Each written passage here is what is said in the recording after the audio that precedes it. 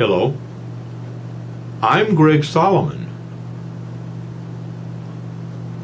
Now folks, there has been talk out here on YouTube over the past few weeks, emanating from a small splinter group,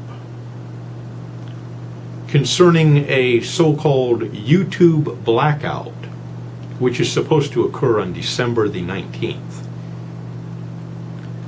Now, this small splinter group is suggesting that during this blackout, the YouTube community not watch any videos nor upload any videos to YouTube during that entire day in protest of YouTube's decision to algorithmically demote any videos that contain sexually suggestive content or profanity. And mainly this splinter group is concerned about the profanity part of that standard. They feel as if their right to free speech is somehow being shackled and taken away if they are not allowed to use any form of profanity, regardless of how putrid it may be. They feel they should be able to use any type of profanity, any language they want in their videos. And if YouTube does anything about it, then their freedom of speech is being violated. Well, now I'm sure there's a lot of you out here who have been wondering which way to go in this protest, in this so-called YouTube blackout. You've been wondering, should I participate in it or shouldn't I? Geez, I'm not really sure. I need to think about it more. I'm just not quite sure which way to go. And so I'm sure that many of you have been waiting for Greg Solomon to weigh in with the definitive opinion of the situation. And that is precisely what I'm going to do in this video clip. Ladies and gentlemen, as a respectable and respected member of this community, I feel it is my moral obligation to lead by example.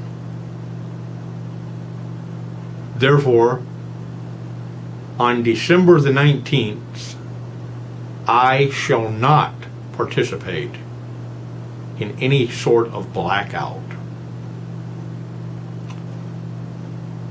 Now let me explain to you why I'm not going to participate. Back in 2005, when YouTube was founded by the three fellows who put it together, and yes, I said three. A lot of people hear about Chad Hurley and Steve Chen, and some of them are not aware. Some folks are not aware that there's actually three founders of YouTube: Chad Hurley, Steve Chen, and Jawed Karim. These guys founded it. As a matter of fact, a little YouTube trivia for you. The very first video on YouTube, and it's still out there, the very first video was actually uploaded by Jawed Karim, one of the original founders of YouTube. He helped put the site together, got the site up and running, going live, and then he decided to not stay on in the day-to-day operations of YouTube, but instead would stay on as an advisor, and he left to pursue a graduate degree at Stanford University. That's just a little YouTube trivia and a little YouTube history for you. Anyways, when these three guys founded YouTube, they had a vision of a video sharing site that all people could participate in. A video sharing site that was wholesome, that all people could watch. And I believe that what we're seeing now with this standard that concerns algorithmically demoting videos that contain sexually suggestive content and profanity is just the evolution and the fruition of that original concept of what YouTube is going to be about, or what the founders wanted YouTube to be about. A wholesome video site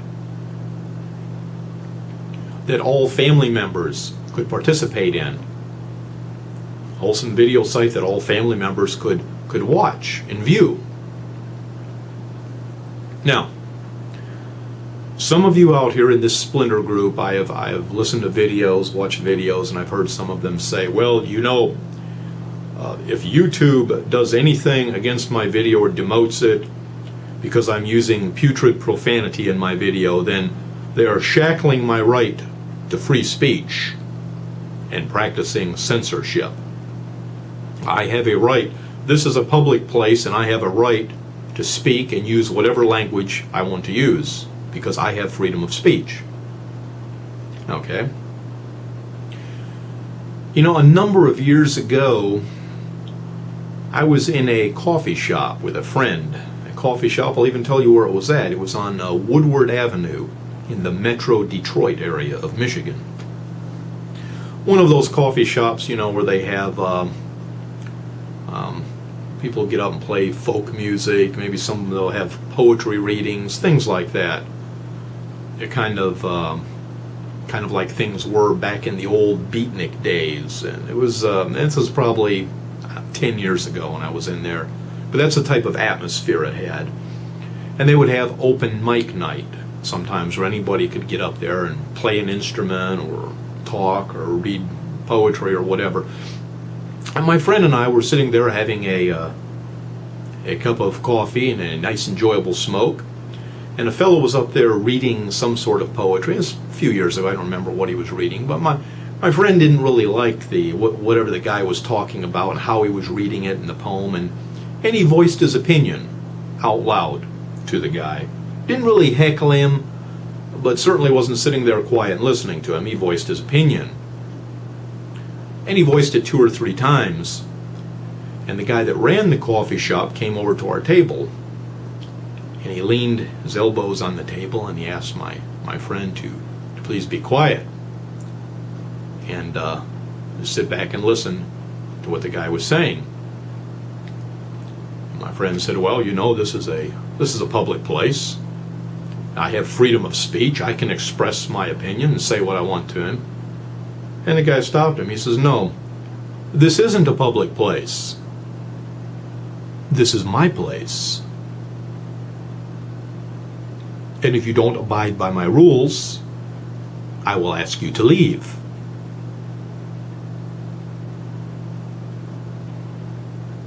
Well, it's the same here.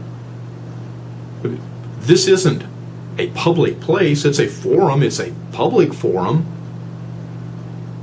But it's not a wild, wild west. This is YouTube's place. We're guests here. Now, where do you think you can go and use putrid profanity and not have consequences for it, other than perhaps your own home? I mean, if you came into my home and used language that I didn't agree with, I would ask you to not do so. Well, you don't have freedom of speech to do that in my home. If you wanted to use language like that and I didn't approve of it, I could ask you to leave. What place could you go to and do that? Do you think you could go into a restaurant and use language out loud like that? Or you might get away with using 1 or 2 words, but eventually management is going to come up and ask you to leave. As a matter of fact, I would posit to you that you can't even do that out in the street. If you become disruptive using abusive, profane language to the annoyance of other people around you, a police officer can come up and put a stop to it because you're being a public nuisance, because you're being disruptive. It's called disorderly conduct. Yes, people go on and on about freedom of speech, freedom this, freedom that. I have my freedoms. Yes, you do have freedom. But let me give you this analogy. Your freedom to swing your arms ends where my nose begins.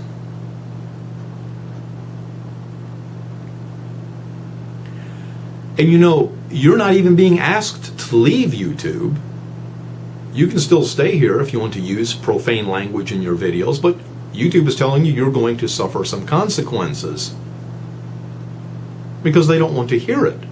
They don't want other members of the community to hear it or be exposed to it. And they don't have any idea they're going to be exposed to it until they start listening to the video, watching the video and listening to the content on it. So I have no problem whatsoever with YouTube algorithmically demoting videos that contain offensive material. And I find profanity to be offensive, as I think the majority of people do in any type of a public setting. The majority of people do, I believe. I'm not talking about guys working together, talking guy talk. But I'm talking about someone just using putrid, profane language in a public area with complete disregard and disrespect for anyone else. And that goes back to what I just said. Your freedom to swing your arms ends where my nose begins. So, again, I shall not participate in any sort of YouTube blackout. I think it's utter foolishness to participate in such a thing. And in fact, that's just a small splinter group, and that little blackout thing that they're suggesting is going to go nowhere. I will guarantee you the vast majority of people in this community will not participate in that. As a matter of fact, I am going to suggest, and I'm going to do, just the opposite of what this splinter group is suggesting that people do during this YouTube blackout. I'm going to do just the opposite, and I suggest that everyone else do just the opposite. Not only will I not participate in it, but on December the 19th, I plan on watching no less than 50 YouTube videos, thus showing my support for YouTube's decision. And I would advise everyone else to watch as many videos as you can on December 19th and upload a video on December 19th. This is my video for December 19th. I'm just uploading it a couple of days earlier because I wanted to get this message out. So no, folks, you don't have complete freedom of speech. Just remember that phrase, your freedom to swing your arms ends where my nose begins. You can't in any setting whatsoever that involves other people, you can't just use whatever language you want to use without some sort of repercussions. And actually, you people who think you can do that are the ones that are denying other people their rights. Because they have a right to not be accosted by such putrid profanity if they don't want to be. Therefore, I applaud YouTube's decision, and I back them 100%. Until next time, this is Greg Solomon saying take care.